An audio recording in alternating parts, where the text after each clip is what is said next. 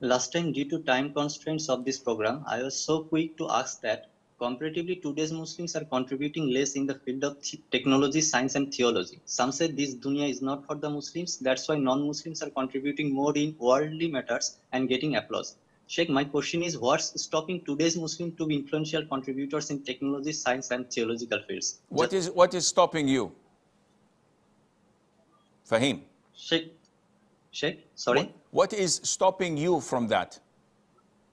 I think it's due to lack of my hard work, nothing else. But some people say that Allah has given more power to non-Muslims. So No, my no, this is not true. This is not entirely true at all. It is your laziness. It is your lack of commitment. It is your own disadvantages that you impose upon yourself. And why did I ask you this question and turn the table on your head? Because we're very good in this. We're very good in criticizing the Muslims and those around us and failing to see our own flaws and shortcomings in the mirror. And this is what this program is about. How to deal with people's mistakes and errors. The Muslim world is privileged today by having lots of wealth.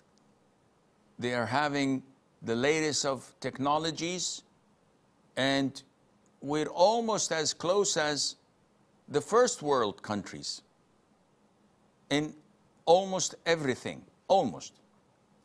What we lack is sincerity in doing what we do for the sake of Allah, because most people do what they do for the sake of the chair they're sitting on, the position they're assuming. And this is why we have corruption, we have bribes, we have deceit and lying. Sometimes when I go to the Netherlands, for example, or to Belgium, and I go downtown, and I see the brick roads, to know that these were built 300 years ago, I'm shocked. When I look at the old buildings, 200, 300 years old, still in good shape, while our own buildings, after 5 or 10 years, start to leak from rainwater or get burnt easily for any reason or the other. It shows the lack of planning, the lack of sincerity among the Muslims. With the grace of Allah, we have the best of minds. We export talents and technical minds and geniuses all over the world. So it has nothing to do with Islam in a negative sense. Rather, Islam promotes us to be the best and the first in everything we do. Is it sufficient that Allah says in the Quran, وَأَعِدُّوا لَهُم مَّا اسْتَطَعْتُم مِّن قُوَّةٍ?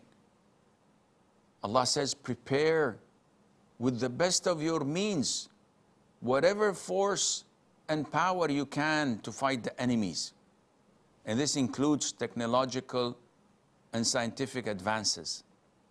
Isn't it sufficient that the Prophet himself said, alayhi salatu wassalam, إِنَّ اللَّهَ يُحِبُّ إِذَا عَمِلَ أَحَدُكُمْ عَمَلًا أَن يُتْقِنَهُ?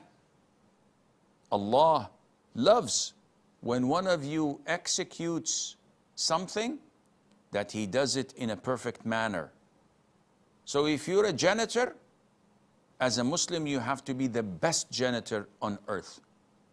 If you're an engineer, it is your religious obligation to be the most highly qualified engineer, or a physician, or a pilot, or a builder, or a scientist.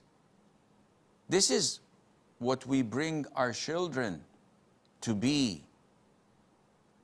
This is how they grow up, not on Instagram and following Snapchat and following Facebook or Twitter or YouTubers or influencers. These are scum. These are trash, regardless of what they do, because they have no value in Islam. all what they do is show their skin and their filth and their immodest behavior. We know, and they know, that they're nothing. So you cannot blame Islam for any of this.